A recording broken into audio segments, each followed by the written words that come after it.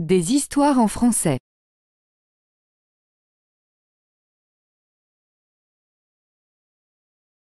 Notre histoire aujourd'hui est La fée de la forêt. La fée de la forêt. Une histoire originale de Plume, écrite en collaboration avec Loman. Chapitre 1.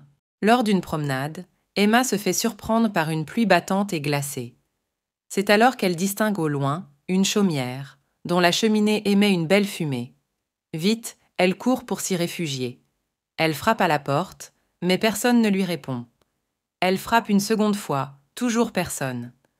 Soudain, la porte s'entr'ouvre d'elle-même, et alors qu'elle songe à entrer, la pluie s'arrête de tomber, laissant place à un grand ciel bleu qu'illumine un beau soleil d'été. Elle se retourne. Devant elle s'étale, à perte de vue, un magnifique champ de fleurs multicolores, dont le parfum délicieux embaume l'air. À toi de jouer, Emma écrit à son ou sa meilleure amie pour lui décrire comme elle se sent bien dans ce beau paysage. Imagine cette lettre. Chère Jade, je t'écris car je suis dans un endroit incroyable. Cet endroit est rempli d'arbres, d'une petite mare avec des poissons très étonnants, des fleurs plus belles les unes que les autres. Il faut préserver son secret pour éviter que des gens viennent le détruire. Emma. Chapitre 2. Emma est soudain arrachée à sa contemplation par une pression exercée sur le bas de sa jambe droite. Mais qu'est-ce que c'est que... Oh! Elle a la surprise de découvrir qu'un petit bonhomme barbu, haut comme 3 pommes et coiffé d'un farfelu chapeau rouge et pointu, s'accroche à elle. Il tousse 3 fois, comme pour attirer son attention. Pour un peu, on croirait voir un nain de jardin, mais ce petit bonhomme pose sur elle de grands yeux verts. Emma se met à genoux pour être à sa hauteur et entendre ce qu'il a à lui dire. Si tu cherches la fée de la forêt, eh bien nous aussi, nous sommes très inquiets. Nous la cherchons depuis des jours. À toi de jouer. Écris ce que dit Emma pour rassurer le nain et lui proposer son aide. Explique-lui qu'elle va l'aider. Bonjour petit nain, veux-tu que je t'aide à retrouver la fée de la forêt? Bon d'accord, je veux bien t'aider. Allez viens. Plus vite on s'y mettra, plus vite on la retrouvera. Chapitre 3. Le nain, tout en joie, fait des cabrioles. Il était venu vers Emma, persuadé qu'elle refuserait de l'aider et qu'elle l'abandonnerait à son triste sort. D'ailleurs, il lui confie qu'il pensait que les humains étaient des êtres dénués de cœur, seulement intéressés par la destruction de la nature et des animaux qui la peuplent. Son jugement semblait un peu sévère, mais Emma comprend. Ses craintes étaient bien décidées à lui montrer que tous, les êtres humains ne sont pas infréquentables. Où que se trouve la fée de la forêt, elle s'engage à la retrouver. Heureux de cette annonce, le nain se plante devant elle et attend ses suggestions. Elle réalise aussitôt que pour honorer sa promesse, elle va avoir besoin d'aide. À toi de jouer. Imagine l'équipe idéale dont a besoin Emma pour partir à la recherche de la fée de la forêt. Nous avons besoin d'aide. Je te propose d'appeler Jade, ma meilleure amie, l'héroïne Wonder Woman, et Thiago, mon frère, qui est un grand aventurier. Chapitre 4. Le nain muni de sa liste se met en quête de leurs nouveaux camarades. Une fois réunis, ils pourront entamer leur périple. Après 1 heure de marche, ils arrivent devant un torrent agité. Relié à la rive par un petit ponton de bois brun, la hutte d'un papy-castor flotte au rythme du courant. Le vénérable animal les aperçoit et vient aussitôt à leur rencontre. Après qu'ils lui ont exposé l'objet de leur aventure, il leur apprend qu'il a vu la fée de la forêt franchir le torrent quelques jours plus tôt. Arrimé au ponton, sa petite barque pourrait bien permettre à toute la petite équipe de traverser. Mais il n'acceptera de la prêter qu'à la condition que soit élucidée cette énigme. Mon premier se trouve dans les galettes, mon deuxième se mélange avec du lait, mon tout pousse dans un arbre. À toi de jouer.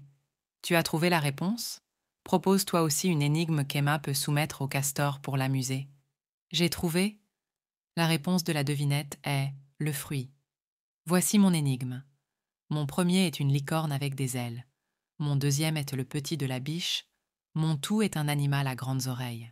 Chapitre 5. Bravo!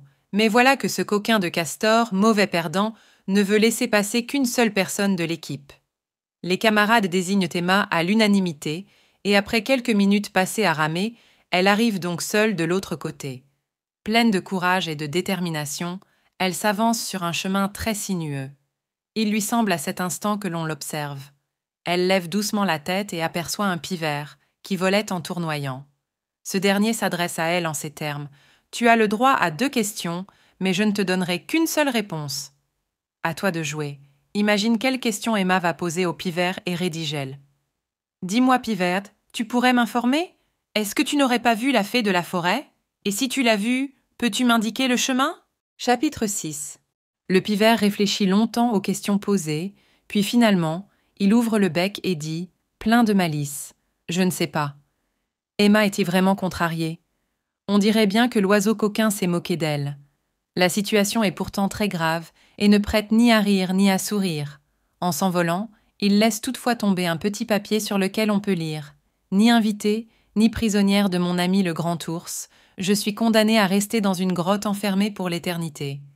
Viens, je t'en supplie, m'aider. » Le pivert tournoie au-dessus de sa tête et semble attendre quelque chose. Mais oui, il veut une réponse. Emma entreprend alors de mettre la main sur ce stylo qu'elle fourre toujours dans la poche de son sac. Le voici. Il lui faut maintenant écrire à la fée un petit mot pour la prévenir de son arrivée. Le pivert le lui portera. À toi de jouer. Sur un morceau de papier, Emma se présente et annonce son arrivée par 2 phrases originales qui feront leur petit effet sur la fée. Écris ce message. Bonjour, je m'appelle Emma, je vais venir vous aider. Je vous expliquerai en détail, plus tard, qui je suis. Emma. Chapitre 7. Emma arrive enfin devant la grotte de l'ours. À première vue, il n'a pas l'air commode, ce gros animal poilu. Il va et vient devant l'entrée de sa grotte, soufflant très fort et jetant des regards tantôt inquiets, tantôt furibonds, de tous côtés. Emma comprend alors que s'il monte ainsi la garde, c'est pour empêcher la fée de la forêt de s'en aller et quiconque de venir la chercher. Elle s'approche doucement de lui, bien décidée à obtenir la libération de la belle dame. Il ne la croque pas, mais la met en garde. Si elle essaie de s'en prendre à son amie la fée, il ne fera qu'une bouchée d'aile. Il lui explique qu'il a décidé de la protéger de tout et de tout le monde. À toi de jouer. Emma explique à l'ours pourquoi il doit laisser la fée rentrer chez elle.